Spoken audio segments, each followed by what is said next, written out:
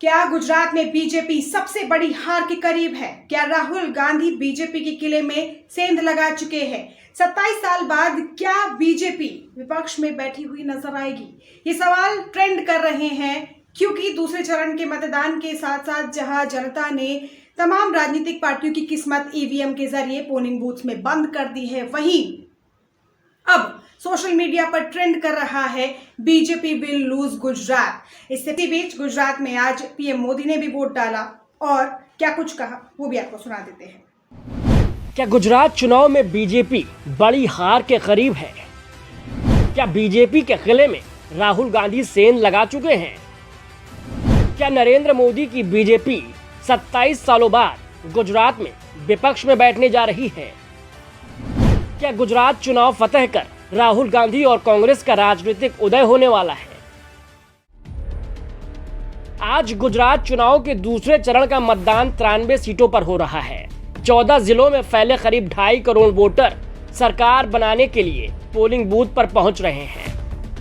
इन सब के बीच दावा यह किया जा रहा है कि हवा बीजेपी के खिलाफ है।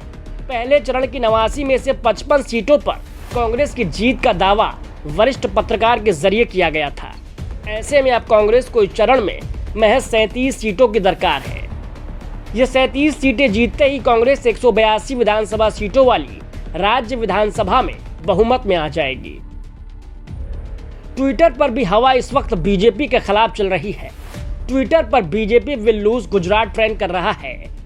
कोई नरेंद्र मोदी की उनकी माता जी के साथ हालिया तस्वीर पोस्ट कर लिख रहा है कि आखिर मोदी को यह भावनात्मक तस्वीर पोस्ट करने की जरूरत क्यों पड़ी?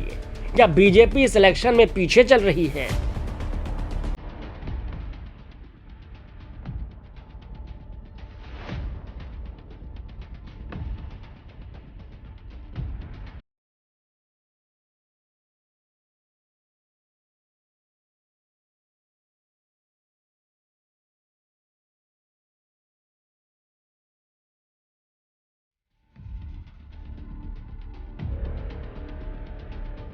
गुजरात के, हिमाचल के और दिल्ली के मतदाताओं ने बहुत ही उत्साह और उमंग के साथ मनाया।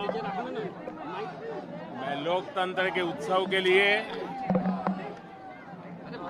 देश के नागरिकों का हृदय से अभिनंदन करता हूं, धन्यवाद करता हूं। मैं इलेक्शन कमीशन को भी हृदय से बहुत बहुत बधाई देता हूं कि उन्होंने बहुत ही शानदार तरीके से पूरे विश्व में भारत के लोकतंत्र की प्रतिष्ठा को बढ़े, इस प्रकार से चुनाव का संचालन करने की एक महान परंपरा विकसित की है और उसका एक उत्तम उदाहरण इस चुनाव में भी नजर आया।